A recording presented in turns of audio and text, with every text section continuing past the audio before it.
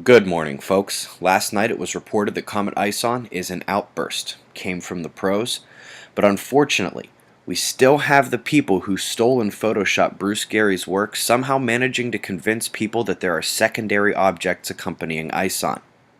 Listen, if we're going to believe things like that, you might also have heard that there's no info on this comet, that it's somehow been hidden. But the truth is that Comet ISON is officially one of the most observed comets in human history now, and there's more info on it than you could read in your lifetime. It got tagged with the CME before that previous brightening about 10 days ago, and when Cactus updated the latest blast heading at ISON, I knew that my prediction yesterday would be wrong. It likely hit ISON yesterday afternoon, not to be hit tonight. Could have caused the major brightening. We still await confirmation of the magnitude increase, and will continue watching for flare induction on approach to perihelion. Links are below. Top recommendation, NOAA's Environmental Visualization Lab with a good ocean nutrient map and article in tow. Let's come to Africa. Parts of the southeast took the second damaging hailstorm of the season, sent locals into a frenzy protecting cars and other property. Obviously not as bad as what's happening in the Philippines, which is still in dire straits.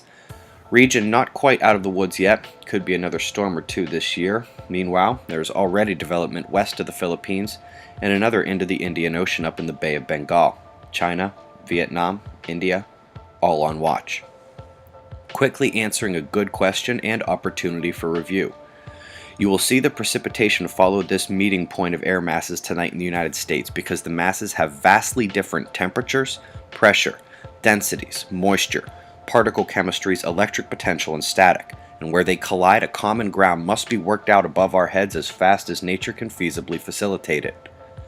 Solar flaring struggling to keep the uptick alive. You see that even more when you realize the sunspots aren't exactly hiding.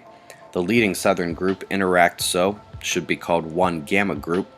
We don't yet see anything delta though. Looking right behind him, down south we see our extended region. Decay has likely stripped the Zurich class F, but we do have 3 potential deltas at the backside mixing point. Last but not least, the northern incomers are more of your large umbras with some trailing smaller spots. Big guy looks like he should be firing major flares, just isn't.